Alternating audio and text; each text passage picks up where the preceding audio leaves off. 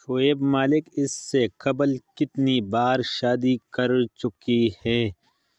2010 میں ثانیہ مرزا سے شادی سے قبل شعیب مالک کے بھارتی شہر حیدرآباد کی ایک خاتون عائشہ صدیقی سے 2002 میں شادی ہوئی تھی۔ بھارتی میڈیا رپورٹس میں دعویٰ۔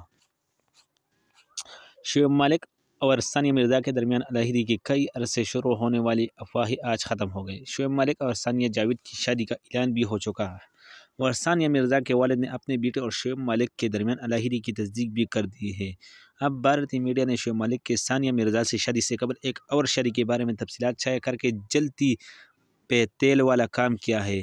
بھارتی میڈیا رپورٹس میں دعویٰ کیا جا رہا ہے کہ 2010 میں ثانیہ مرزا سے شادی ہونے سے قبل شعیب مالک کے بھارتی شہر حیدرآباد کی ایک خاتون عائشہ صدیقی سے 2002 میں شادی ہوئی۔ بھارتی میڈیا کے رپورٹس کے مطابق ثانیہ اور شعیب کی شادی سے قبل ہی شعیب کی بیوی ہونے کی دعویدار عائشہ کے سامنے آنے سے ایک بڑا تنازع کھڑا ہو گیا۔ تاہم شعیب مالک نے ان سب الزامات کی تردید کی تھی، جس کے بعد عائشہ نے پولیس میں شعیب مالک کے خلاف دھوکہ دہی کا مقدمہ درج کرایا تھا۔